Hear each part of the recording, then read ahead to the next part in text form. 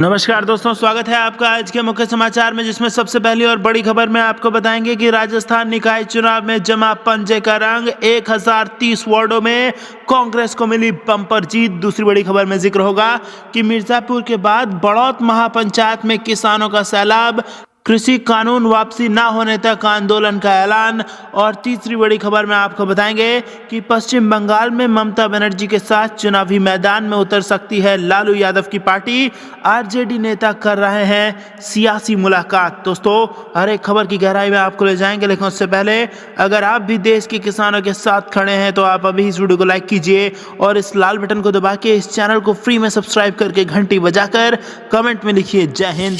दोस्तों, रुक करते हैं तमाम बड़ी खबरों की तरफ। राजस्थान निकाय चुनाव में जमा पंजे का रंग। 1030 वार्डों में कांग्रेस जीती। जी हां दोस्तों, राजस्थान निकाय चुनाव को लेकर आज वोटों की गिनती चल रही है। इसके परिणाम सामने आ रहे हैं। अगर गहलोत सरकार के मंत्रियों के लिहाज से परिणामों को देखा जाए तो प्रदेश के 6 मंत्रियों से जुड़ा चुनाव नतीजा सामने आ चुका है। कांग्रेस के प्रदेश अध्यक्ष और मंत्री गोविंद डोटासरा के लक्ष्मणगढ़ में कांग्रेस और बीजेपी बराबर पर है। लक्ष्मणगढ़ में निर्दलीय के भरोसे बोर्ड बनेगा। भंवर सिंह भाटी के देशनोक में कांग्रेस जीती है। देशनोक में 25 में से 11 कांग्रेस और 10 बीजेपी के पार्षद जीते हैं। हालांकि सालेह मोहम्मद के पोकरण में कांग्रेस पिछड़ गई है। पोकरण में 25 में से 10 बीजेपी, कांग्रेस के 9 और 6 निर्दलीय पार्षद जीते हैं। अशोक चांदना के नैनवा में कांग्रेस के 10 पार्षद जीते हैं। नैनवा में कुल 25 सीटें हैं। मंत्री सुखराम बिश्नोई के सांचौर का परिणाम देखा जाए तो यहां 35 में से कांग्रेस और बीजेपी ने 16-16 सीटें जीती हैं। सांचौर में 3 निर्दलियों के हाथ में चाबी रहेगी। उप सचेतक महेंद्र चौधरी के नावा में 25 में से 13 सीटें बीजेपी ने जीती है, जबकि कांग्रेस को मिली 10 सीट मिली है।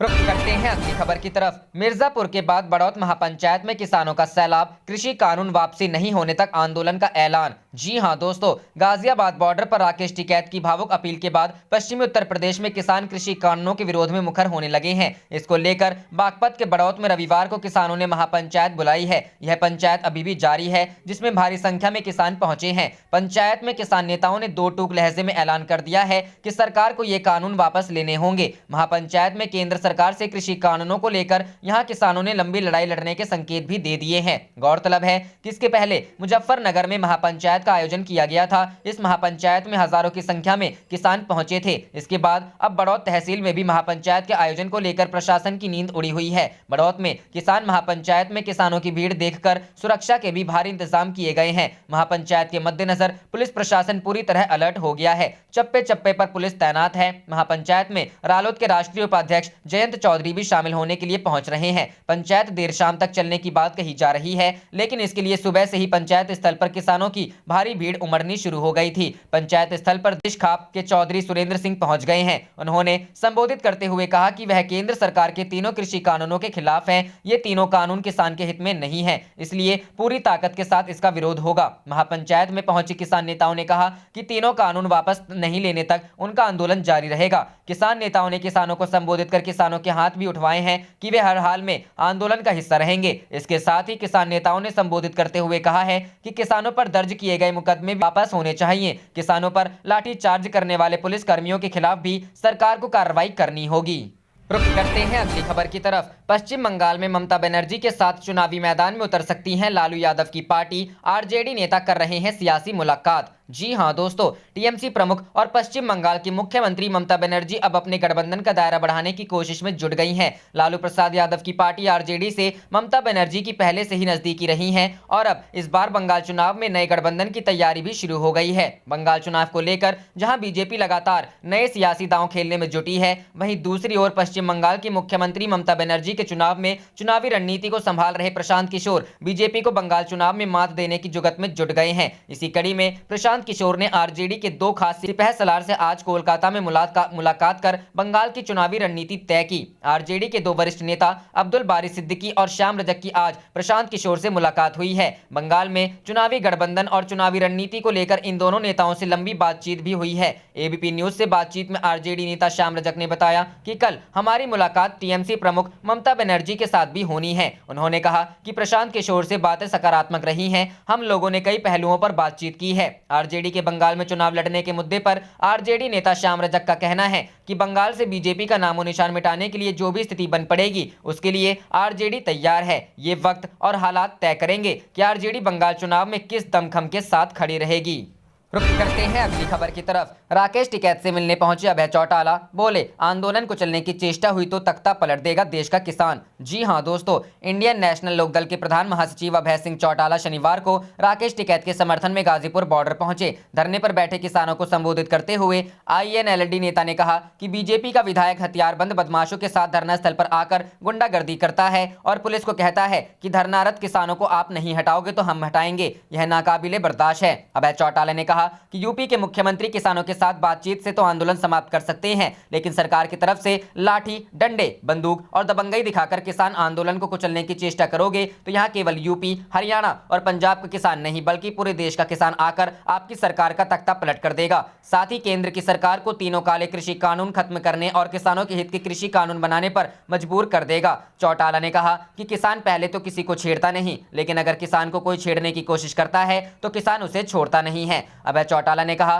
कि प्रधानमंत्री ने सत्ता में आने से पहले वादा किया था कि उनकी पार्टी सत्ता में आई तो किसानों को फसल की लागत का 50% ज्यादा मुनाफा देंगे, स्वामीनाथन आयोग की रिपोर्ट लागू करेंगे, किसानों के कर्जे माफ कर देंगे और किसानों को खुशहाल कर देंगे। कोरोना महामारी के कारण देश आर्थिक तौर पर जब कमजोर हो रहा था, छोटे बड़े उद्योग, स्कूल, कॉलेज, छोटे दुकानदार और बहुत सारे काम धंधे बंद हो गए थे। उस वक्त अगर देश को किसी ने मजबूत किया तो केवल और केवल देश का अन्नदाता था। किसान कोरोना की चिंता किए बिना अपने खेत में काम करता रहा और उसने अपनी फसल की उपज को और अधिक मेहनत के साथ पकाकर देश के गरीब आम आदमी का पेट भरने का काम किया। देश के प्रधानमंत्री ने स्वयं यह बात कही थी कि अगर देश आज आर्थिक रूप से मजबूत है तो उसमें सबसे बड़ा योगदान किसान का है। अभय चौटाला ने आगे कहा कि लेकिन बीजेपी सरकार ने अन्नदाता के साथ विश्वासघात करते हुए कोरोना की आड़ में किसानों को खत्म करने के लिए 3 काले कृषि कानून बना दिए। किसान शांतिपूर्वक आंदोलन कर रहा है, लेकिन सरकार ने आंदोलन को बदनाम करने के लिए उन्हें खालिस्तानी, आतंकवादी और देशद्रोही साबित करने की भरपूर कोशिश की। इसके बावजूद वह अपने मंसूबों में कामयाब नहीं हो पाई।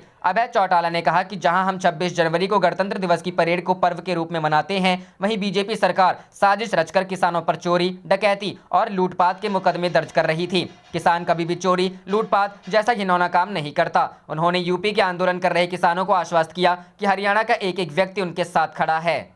रुख करते हैं अगली खबर की तरफ। किसान आंदोलन को लेकर बोले तेजस्वी, फंडदाताओं और अन्नदाताओं की लड़ाई में हम किसानों के साथ। जी हां दोस्तों, किसान आंदोलन के समर्थन और कृषि कानून के विरोध में आरजेडी नेताओं और कार्यकर्ताओं ने शनिवार प्रदेश भर में मानव श्रृंखला बनाई। इस दौरान महागठबंधन की अन्य पार्टियों ने भी आरजेडी का साथ दिया। विपक्ष के इस कार्यक्रम में किसानों ने भी हिस्सा लिया और केंद्र सरकार से कृषि कानून वापस लेने की मांग की। हालांकि सत्ता पक्ष के नेताओं का दावा है कि आरजेडी का यह कार्यक्रम फ्लॉप रहा और किसानों ने तेजस्वी को नकार दिया। तेजस्वी ने ट्वीट कर कही ये बात। सत्ता पक्ष के इन्हीं दावों पर नेता प्रतिपक्ष तेजस्वी यादव ने पलटवार किया है। तेजस्वी ने रविवार को ट्वीट कर कहा कि जिनके श्रम से सारा देश खाता है रोटी, जुल्मी सरकार रोज उन्हें मारती है लाठी। सरकार के लुटेरे फंडदाताओं और देश के मेहनतकश अन्नदाताओं की इस लड़ाई में हम दृढ़ता के साथ किसानों के साथ हैं। काले कृषि कानूनों के विरोध में बिहार के गाँव-गाँव में किसानों ने मानव श्रृंखला का निर्माण किया। रुख करते हैं अगली खबर की तरफ। बीजेपी के खिलाफ हल्ला बोल, खाप पंचायतों ने सुनाया फरमान, कहा करेंगे सत्ताधारी पार्टी का बहिष्कार। जी हां दोस्तों,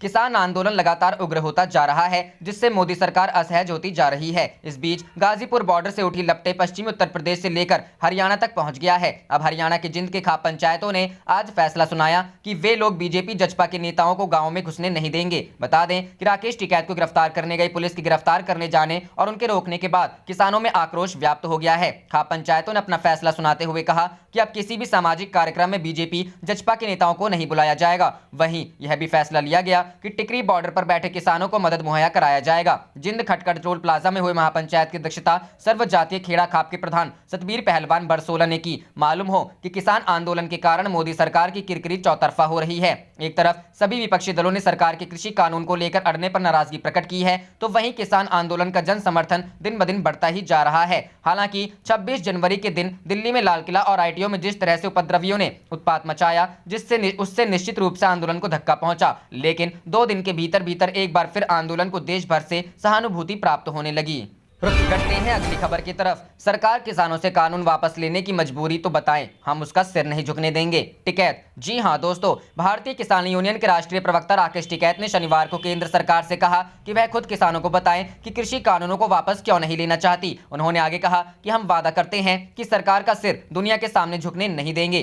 ट्रैक्टर परेड में हिंसा के कारण किसान आंदोलन के कमजोर पड़ने के बाद एक बार फिर जोर पकड़ने के बीच टिकैत ने सरकार से कहा कि सरकार की ऐसी क्या मजबूरी है कि जो वह नए कृषि कानूनों को निरस्त नहीं करने पर अड़ी हुई है। उन्होंने कहा कि सरकार किसानों को अपनी बात बता सकती है। हम किसान ऐसे लोग हैं जो पंचायती राज में विश्वास करते हैं। हम कभी भी दुनिया के सामने सरकार का सिर शर्म से नहीं झुकने देंगे। आप देख रहे थे आपका अपना चैनल जय हिंद जय भारत।